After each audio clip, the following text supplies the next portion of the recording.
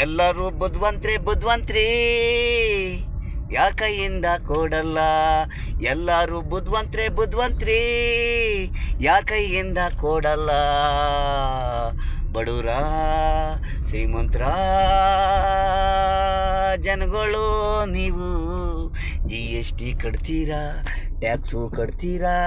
ನೀವು ದುಡ್ದಿರೋದೇ ನಿಮ್ಮ ನಾನೇ ಕೊಡೋದು. ಎಲ್ಲರೂ ಕೈಯಿಂದ ಕೊಡಲ್ಲ.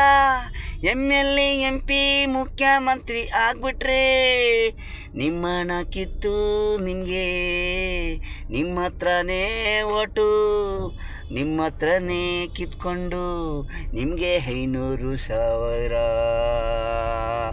ಎಲ್ಲರೂ ಒಳ್ಳೆಯವರೇ ಅಂತೀರಾ.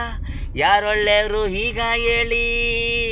ಕಣ್ಣಿಗೆ ಕಾಣಲ್ಲ, ಸಿಹಿ ಮಾತ್ರ ಕಾಣೋದು. ಬೆರ್ಗ್ಬಿಡ್ತೀರಾ ಎಣ್ಣೆ ನೀರು ಬೀರುಗಿ.